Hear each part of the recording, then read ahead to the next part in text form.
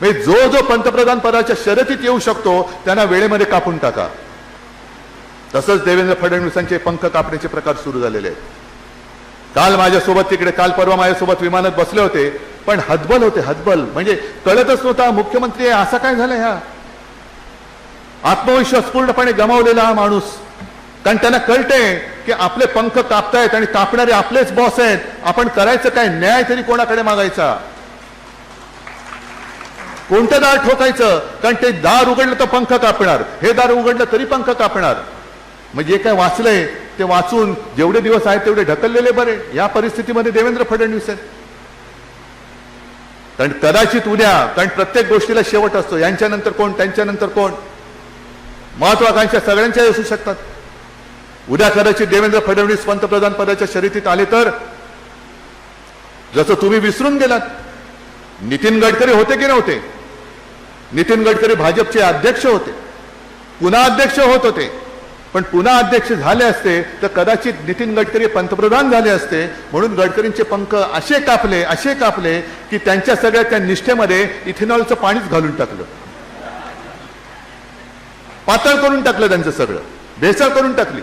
आता नितीन गडकरी बिचारे काय करू शकतात, काही करू शकत नाही. कारण पंखच छाटलेत. उड उड उड उड उड कसा उडणार. पंख तुम्ही छाटलेत, पिसं तुम्ही कापलीत, उडूच शकत नाही. आणि म्हणून बरोबर बघा, कारण आता मिंदेला काय भविष्य नाहीये. गद्दार शेवटी गद्दारच असतो. गद्दारांनी किती उड्या मारल्या तरी त्याचं नुसतं वापरा आणि फेका एवढाच मिंद्याचा उपयोग आहे. आपल्या विरुद्ध लढवायचं, पैसे देऊन माणसं फोडायची. बरं माणसं कशी की आता एक एक माणसं जी तुम्ही मेहनतीने तयार केली त्यांचं करिअर उद्ध्वस्त करून टाकायचं. आता हा गद्दार पुन्हा परभणीमध्ये तोंड दाखवायला जागा शिल्लक आहे. ते एका कोपऱ्यात बसलेले, मी एका कोपऱ्यात बसलेलो. माझी सवय आहे, मी विमानात बसलो की माझ्या मोबाईलवर मी काही ना काही डाउनलोड केलेलं असतं. एखादा सिनेमा असतो, एखादा OTT असतं, OTTवरची वेब सिरीज असते, मी ती पाहतो. त्यामुळे सुरू झाल्यापासून उतरतपर्यंत मी ती पाहत होतो. त्यामुळे माझी हतबलता नेमकी त्यांना कुठे दिसली. दुसरं, मी मनुष्य असल्यामुळे मला पंखच नाही आहेत, ते माझे पंख कोण छाटणार आहे. पण माझ्यासोबत महाराष्ट्रातल्या 14 कोटी लोकांचा आशीर्वाद आहे, माझ्या वरिष्ठांचा आशीर्वाद आहे. त्यामुळे काही काळजी करू नका. उद्योजींच्या सदिच्छा या मी स्वीकारतो. 19ला असत्या तर चित्र वेगळं राहिलं असतं, पण त्यावेळेस ते देऊ शकले नाहीत. त्यामुळे त्या सदिच्छा आज मी मैं आप सभी को एक अच्छे स्कूल के बारे में कुछ कहना चाहता हूँ. जी हाँ, मैं MI tele English medium school की ही बात कर रहा हूँ. यह एक ऐसा स्कूल है जहाँ बच्चों को केवल किताबी ज्ञान ही नहीं दिया जाता, तो बच्चों का सर्वांगीण विकास किस तरह से हो इस पर भी बारीकी से नज़र दी जाती है. आज की तारीख में MI tele English medium school पढ़ाई, अनुशासन एवं संस्कार देने वाला एक अग्रक्रम का स्कूल माना जाता है और यह इस स्कूल की खासियत भी मानी जाती है. इस स्कूल में हर छात्र पर व्यक्तिगत ध्यान दिया जाता है.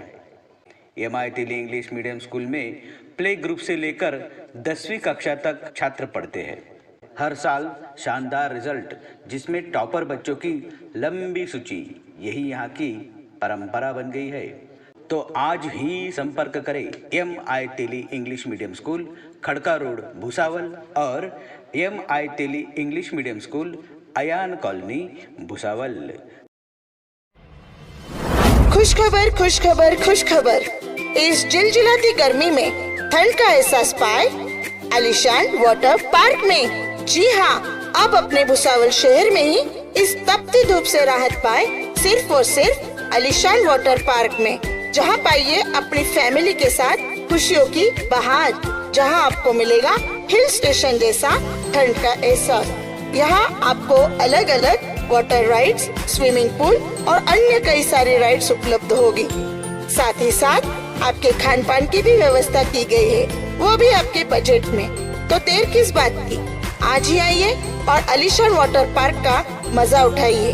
तो पता ना भूलिएगा, नेशनल हाईवे नंबर 53, सुंदरनगर के सामने, भुसावल.